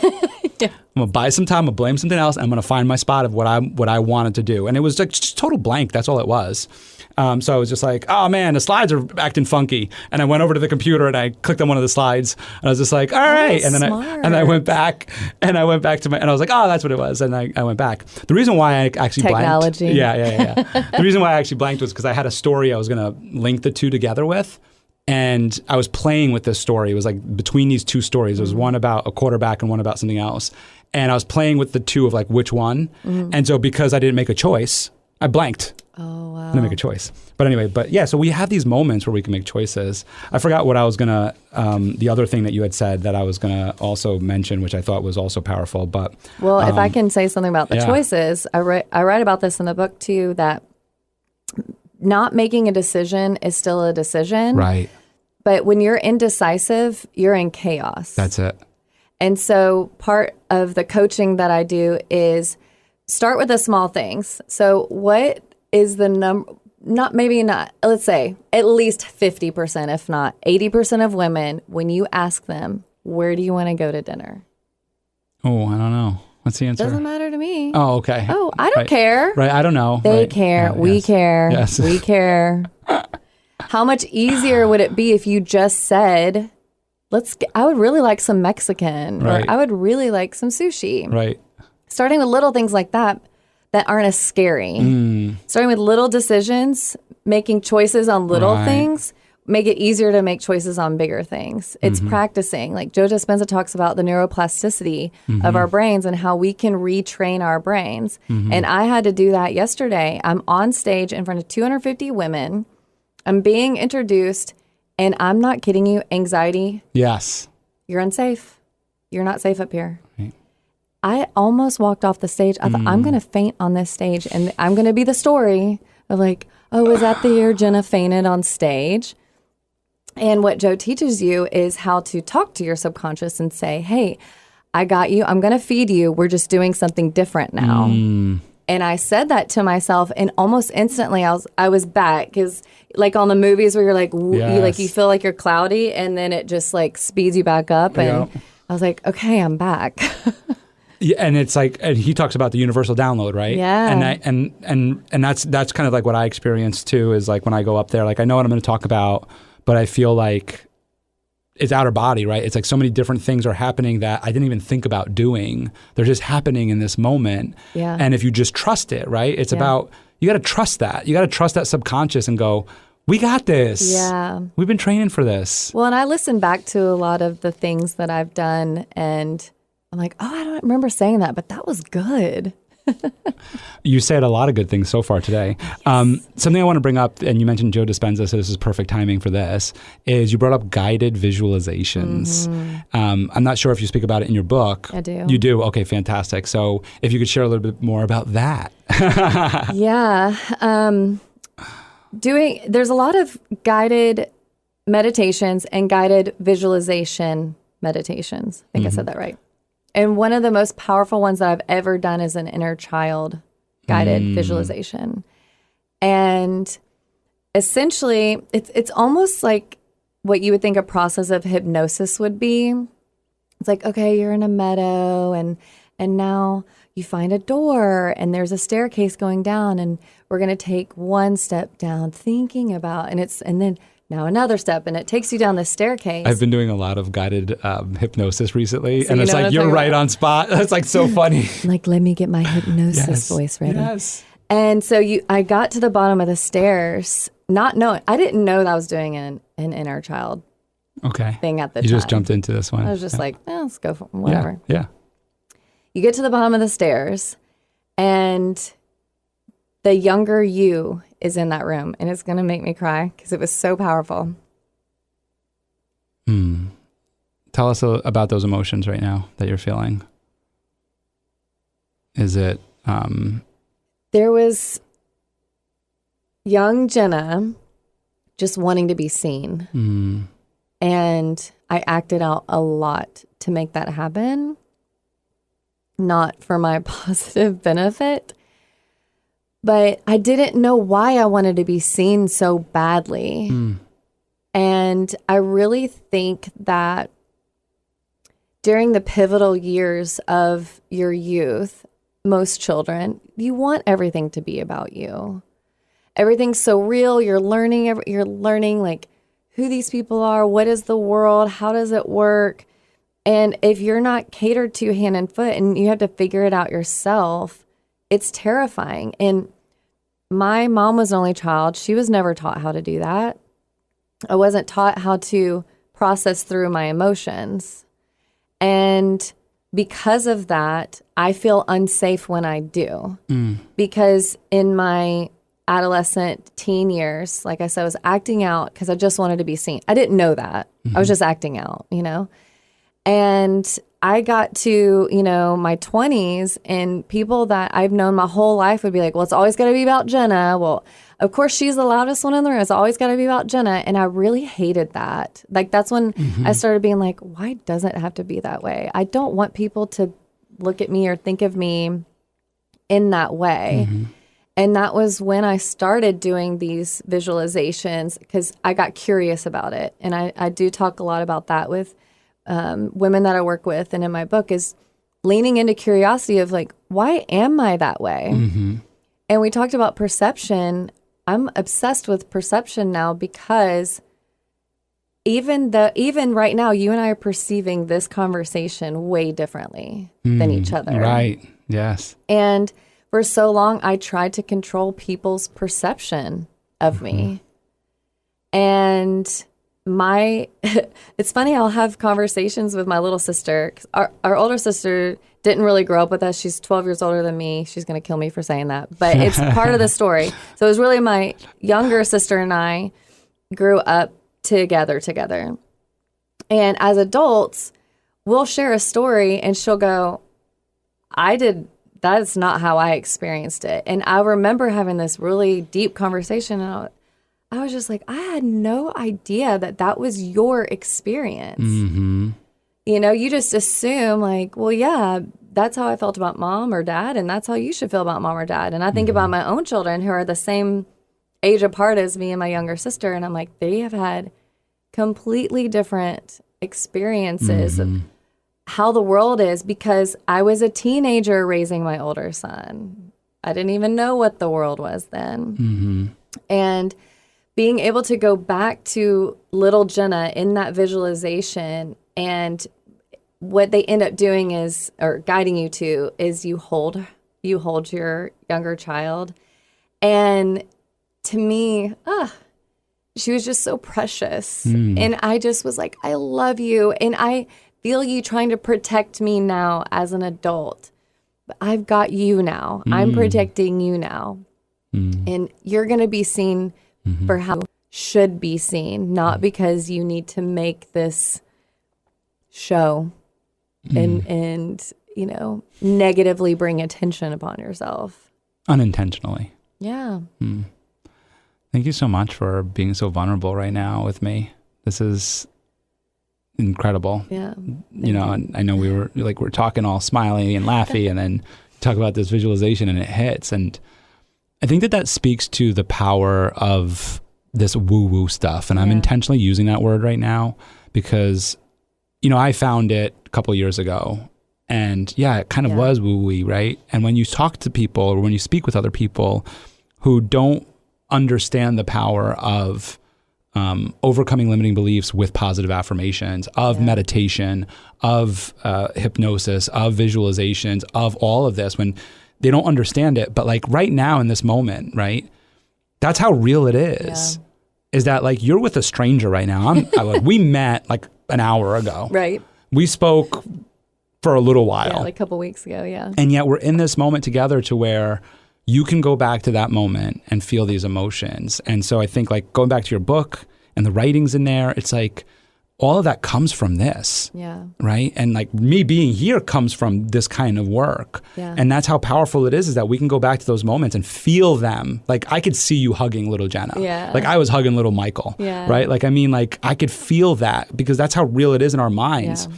I always like to say to people too, of like, if all those negative feelings or negative thoughts about yourselves or negative impressions or limiting beliefs are so real to you, then why can't the positive side of that be real? My mother used to say that to me when I was a kid. I used to be so scared of the dark. I used to be afraid of ghosts. I used to be afraid of monsters, like bad guy monster kind of things, right? Like and a hand coming out from under your bed. Right. You know, like all of that stuff. And she used to say that to me all the time. She was just like, look, Michael, she was like, if ghosts are real and there are bad ghosts out there, right? And there's bad ghosts that want to take you and hurt you.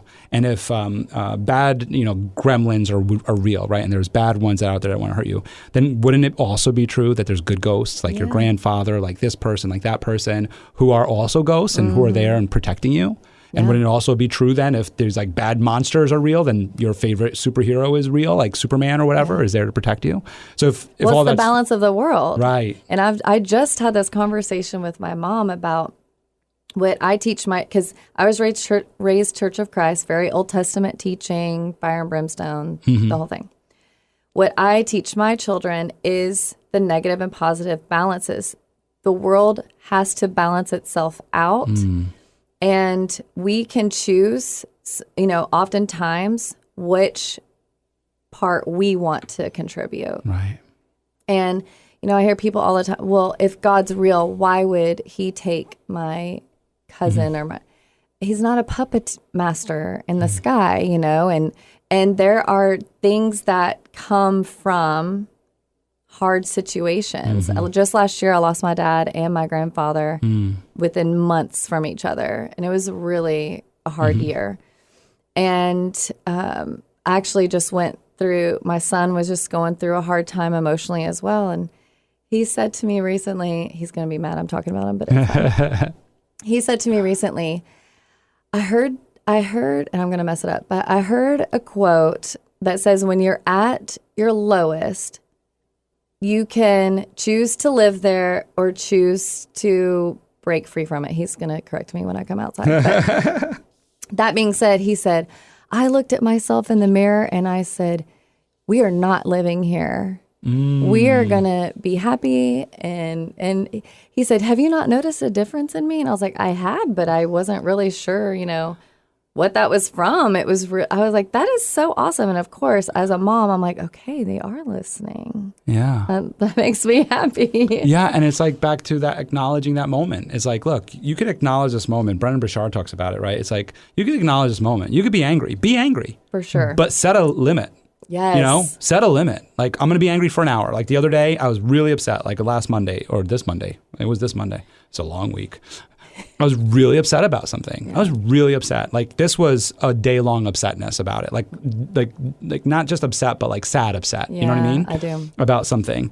And I was looking at the clock every time. Like I was just sitting in my chair doing the tasks, right? Just doing the stuff that I need to do. Answer the email, answer the text, do the task. Mm-hmm. Nothing creative is happening because I'm upset. Nothing forward thinking is happening because I'm upset. But every time I finish a task, I would look up at the clock and I was like, is it time yet? And I just kept asking myself, is it time yet? Is it? And I was like, no, it's not time yet. Yeah. And the day went by and it wasn't time yet. And like the next day, same thing. Like I was like, is it time yet? And I was like, all right, it's time, Michael. I was like, I'm calling it. Like, that's it. You got to make a choice now. It's like, it is what it is. You got to deal with it and you got to move on. And I think it's so important, right? You got to just acknowledge that moment and move on from it.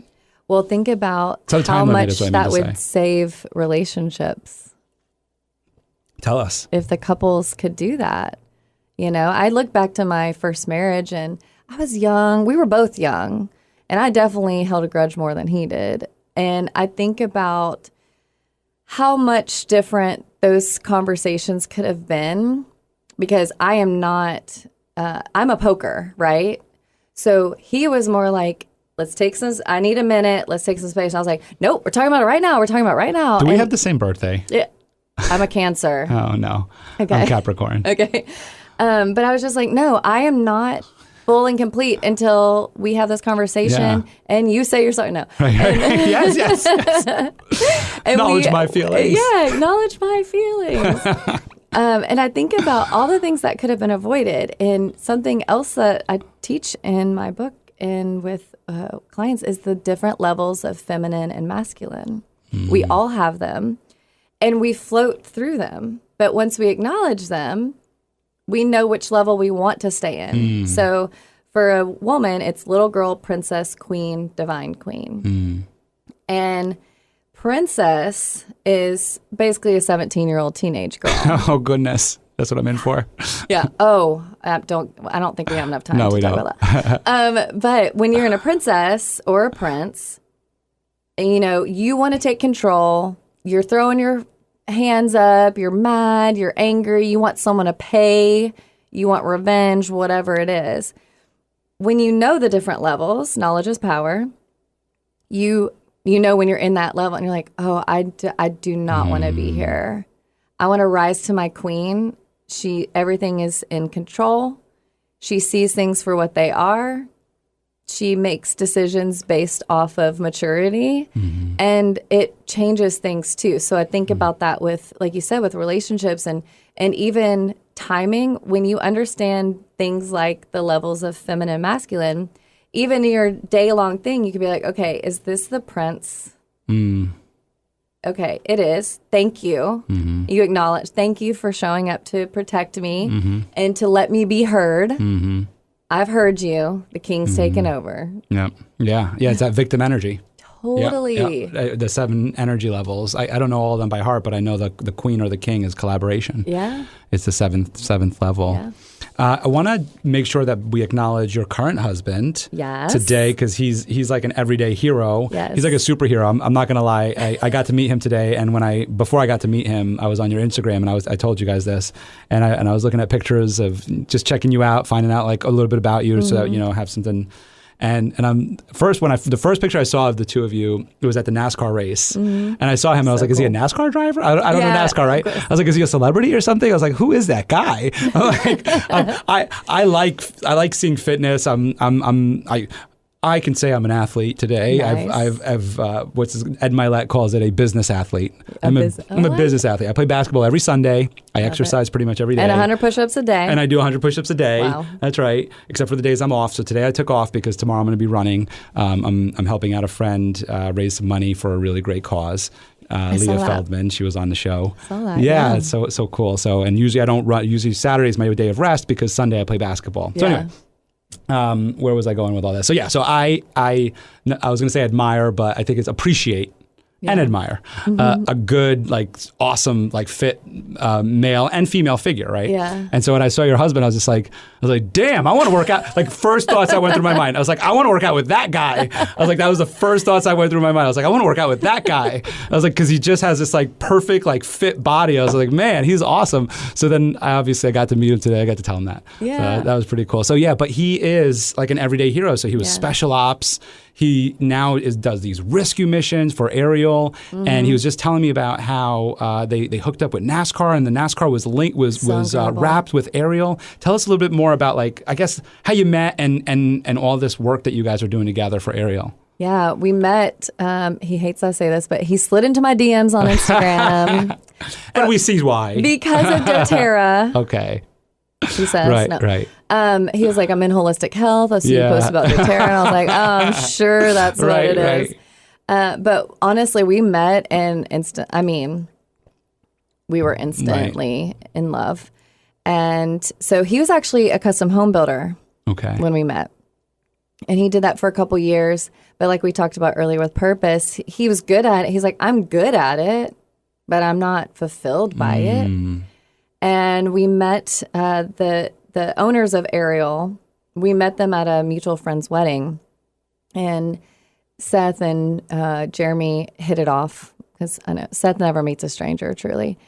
And Jeremy tells him, hey, we've got this Ariel recovery. We're getting it off the ground running, and we think you'd be perfect to help us do that. So he was their first hire. And he Seth tells me this, and I was like, nope, not doing it. Right. Because you went through the military thing, and now there was no way. There was no way that I was going to be in this position again, you know? And so I resisted it. And the owners, Brittany, that was mentioned earlier, Brittany and Jeremy, we sat down with them, and I really heard their hearts. I heard what their mission was, what they wanted to accomplish, and what their vision was for aerial recovery. And by the time we were done, I wanted a job with aerial recovery. I was like, this is incredible. This is so much different. And something I've talked to her about when we incorporate the spouses, I'm like, when the spouse feels like part of the mission, it's a game changer because when they're in the military and they're fighting in wars, we're not seeing what is accomplished. But when I see pictures of people being rescued out of buildings, you know, in Turkey, there was so many deaths. And Seth and his team rescued 3 people. And just to be like, okay, like, this is incredible. You get to, like I say, see the fruit that comes from what they're doing. It's just, it's a different experience. And so when we can make the spouse part of the mission too. So they do, I don't have any ownership in aerial. I just really, really support them, obviously. And I love being part of it and helping. And you are very supportive of them, because I didn't know, I couldn't tell the difference. That's, I'm glad you mentioned. I say we, because I'm married to him. Right. But you are, but you also, you're embedded in it. I'm very much community. part of aerial, totally. Yeah, you are. And they do trainings every year, and they're training volunteers to be effective when they go into we've been, Mayfield, a huge tornado hit Kentucky last year or the year before. Anyways, 300 volunteers showed up. I didn't even know it was flooding here Mayfield. today, so right, So you don't know about Mayfield, but no. 300 volunteers showed up and did not know what to do. The town did not know what to do with them. Right. And Ariel was there, and people would come into town and say, how can we help? They would send them to the Ariel because they're trained. They've got $10 million of training in them. And then they come to aerial recovery, and they train them further into being effective rescuers. So that they know, hey, when we're taking a team to Turkey or we're taking a team to Pakistan, everyone in this team, they're ready to go. I don't have to be like, oh, can you just hold this and pass out what? No, they're first boots on the ground to get in there and rescue as many people as possible. Which is so important. Like, so my parents started an organization with friends and family called Forgotten Children of Haiti. I saw that, and I want to know so much more about that. Yes. Yeah, I mean, my mother's Haitian, and so it was to help the people in Haiti, to help her old school, which unfortunately, and I'm making a very long story short, but just for purposes of time here, was devastated in the earthquake, but we still continue to support them. And where I'm going with this is actually that earthquake. When the earthquake happened, we had an influx of volunteers, of a lot of people who wanted to help. And this is where what you're talking about with aerial is so important, is that, to be honest, we didn't know how to accept the help. We had so many people who wanted to help, so many people who wanted to volunteer, so many people who poured their hearts out, so many donations. Like, we have pictures of like just a whole parish hall just being filled with clothes and food and everything.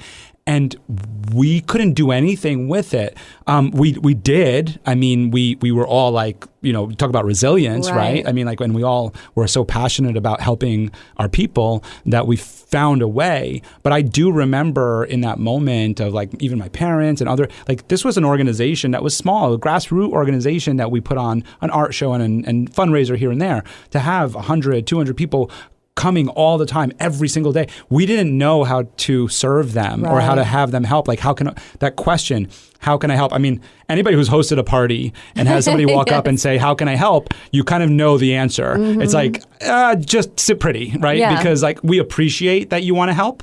But like, honestly, if you can't just start picking up some dishes and start washing them for me, I can't tell you. See the need and just go do it. Right. That's it. Yeah. See the need and just go do it. So going back to what you were just saying with aerial, like, that's vital to helping people in a disaster area. Yeah. Well, I have an experience. My my mom and stepdad live in the Bahamas part-time, and they went through Dorian. Like, they were there when Dorian hit, which was incredibly devastating. And that was a year before we knew about Ariel, but Brittany and Jeremy did go and respond to that. And I remember feeling so helpless. I mean, even my husband was like, we got to get down there. We got to go help them. And we're trying to get sat phones. Where are our parents? How can we get them out? Like, we need to evacuate them. Finally get a hold of my mom. And I was like, we're trying to get someone either with a seaplane or a boat so we can get out there. We got all these supplies. We're ready to help. And she was like, honey, we have nowhere to put you. And it hit me like, how many times people respond to disasters and they have good hearts. They're genuinely wanting to help people. But the community is like, I don't have a bed for you. I don't have food for you. I don't have water for you. There's no electricity. And so I know that was a big thing in Haiti as well. Because Actually, it's not like the United States where you're like, well, you know, like when the hurricane hit Louisiana last year, I might getting my years wrong. Ariel went down there, but they stayed like an hour and a half or 2 hours away, and they would drive in each day, help to go out. So they're not taking up space. Or the resources. Right. Yeah, Right. so you're right. It's super important. My funny little side note to this, my uncle told me I'm not allowed to go to Haiti. Oh, wow. Okay. So I after my grandmother had passed from my Haitian side, I was like, I was telling my uncle, I was like, tonton, and it's French for uncle. I was like, tonton, I was thinking about it, and I really want to like go to Haiti with you because my uncle's a cardiologist, my sister's a nurse, my brother-in-law's in medicine, my brother, everybody's in medicine in my family except for me, Wow. right? So they all go and do these medical trips and missions and everything, and it's wonderful, and they go, and I don't. Yeah. And so I said, I really want to go and help and everything. And he goes, Michael, he goes, keep doing what you're doing here, because you're not going to be helping us if you go. He's like, we're going to have to take care of you. And I was like, this is true. But you also learn how to be support on the back end. Like, I know my role with Ariel. I am not a responder. Right, me neither. I'm not made for it. No. And I'm okay with that. That's right. At That's first right. I was like, I want to be doing this. Right. Of course, he wants us to do it together and we're going to show up. And I was like, I will be a liability. Yeah. So, like, for the tornadoes, I just sat at the trailer. I took in everyone, all of the volunteers, phone numbers, sign this waiver. How can we get a hold of you? Yep. And then here's where you need to go. Right. That back end support is equally as important. Yes. There's a lot we can do. And that's what my uncle was saying to me. He's just like, look, you're better off, because what had spawned it was I was talking to a reporter about like what we were doing and everything. And she said, when was the last time you were in Haiti? And I was like, I was 9. And she's like, you haven't been there since you were 9? I was like, yeah, but I do a lot over here. And Exactly. but not everybody recognizes that. So I appreciate the fact that you recognize that. Something I always like to ask my guests, I know that we can go on for hours, but I do want to make sure that you get home at some sort of time here. Hopefully. And figure out your hotel arrangements for tonight is about mantras. And you mentioned that you can only control your controllables. I love that. And I thought that was such a great mantra to kind of live by. And I would love for you to expand on that for us. Yeah. So one of my dearest, oldest friends, she's not old. We've been friends a long time. I want to clarify. She started saying that to me years ago. You can control your controllables. And I was like, what does that mean? I don't even understand, And this is during my princess phase of don't tell me what I need to hear. Yep. Tell me what I want to hear. That's right. Pink dress and crown. Let's go. But controlling your controllables. Today is a great example of that. I cannot control flooding in New York City, but I wanted to really badly, and thought that everyone else around me should, like the rental car company. I straight up told them, I was like, you should have contacted people who are renting cars today to tell them you can't pick them up at the airport. Right. And they looked at me like, you want to run the company? They're like, lady, I just got here on an Uber. Right. I was just like, what is, who's running this place? Right. But just when you realize, so controlling your controllables is not letting your emotions rise by something you cannot control. So whether that be the weather like today, or other people's opinions of you, or a client that fired you, or a client or a friend that's talking bad about, whatever it is, you cannot control anybody or anything else but yourself.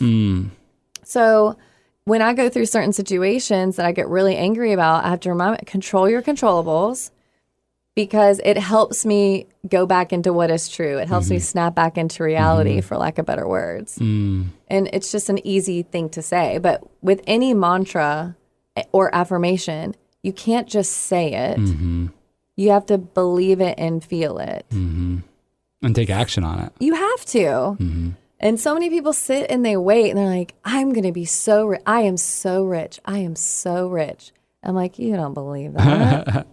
Yeah, what does it mean? What does it mean? What does it mean and to how be does rich? it feel in your body? Right. Because some people want to be rich and they'll say an affirmation or mantra like, I am rich and wealthy, and their body's like, no, because like we talked about the subconscious, or what our limiting beliefs are, what we experienced when we were growing up. You can say it all day long, but until you train your body to believe it, it's not going to happen. Yeah, and I think too, like with what you're saying is that they don't, and forget about they, just I think in any affirmation, it's more of, it takes time to really understand what the affirmation means to ourselves. Yes. You know, like, I want to be rich, I want to be wealthy. Okay, that's a great affirmation. That's good, because like, what do I want to do with the wealth? I want to help people. I want to do things. I want to take care of my family. I want to go on trips. I want to experience life. Like all these wonderful things.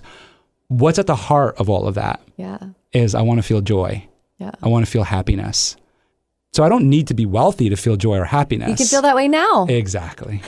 And it's so powerful. I love this. This has been so awesome having you on. You know, it's probably the longest one you've ever. This is up there. You're in the top ones. And honestly, if it wasn't 4:53 right now, where the studios are closing at 5, we could probably go another hour. I also really feel bad could for your keep husband. going. I know this has been like so amazing. But I do want to also speak about your book. I know we talked about it a little bit here, and just share with everybody the name of the book. Yes, Service and Soul. Service and Soul. Grab it And on Amazon. That's what I was going to ask you next. Yes, grab it on Amazon. And if you are a first responder or military spouse, former, present, or widowed, please join our free group, Service and Soul. We're on Facebook. Free group, free community. We do hangouts virtually, and moving into coaching programs and retreats that I'm working on sponsorships for, so we can do this as just a gift to these amazing wives who deserve it. So amazing. Just real quick, I know we talked about a lot of stuff on the show, but in terms of Service and Soul, the book, what's one big takeaway that people can get from this book? Definitely, you're going to walk away connected more to yourself. Awesome. I think the biggest thing is truly the level of femininity that I talk about. And I even say in the book, I'm going to warn you once you read this, you cannot unknow this. AKA, you have to start holding yourself accountable and acknowledging it if you want to see true change in your life, because you'll show up differently. Right. I love that. Awesome. So for all our audio listeners, for all of you on Instagram here, this has been so cool for our listeners right now. Yes, if so you just cool. jumped on this, listening to this podcast just now, we actually recorded this live while Jenna was in studio on an Instagram Live. So all our Instagram Livers, thanks so much for being on with us. Thanks for watching this one. This is so cool. It'll be posted soon. Yeah. But for everybody, how can they find you? What are your handles? What are your emails? Yes. I'm on the IG, Miss Jenna Griffith, MS Jenna Griffith. Connect with me on there. Connect on Facebook, Service and Soul group. And yeah. That's good. That's Awesome. good. They could slide into your DMs. Slide into my DMs. Let's be friends. Let's go and get to know you. Thanks so much for coming on today. Thank you This has been so awesome. much. This is incredible. Thank you for listening to The Michael Esposito Show. For show notes, video clips, and more episodes, go to michaelespositoinc.com/podcast. Thank you again to our sponsor, Den 10 Insurance Services, helping businesses get the right insurance for all their insurance needs. Visit den10.io to get a quote. That's DENTEN.io. And remember, when you buy an insurance policy from Den10, you're giving back on a global scale. This episode was produced by Uncle Mike at the iHeart Studios in Poughkeepsie. Special thanks to Lara Rodrian for the opportunity and my team at Michael Esposito Inc.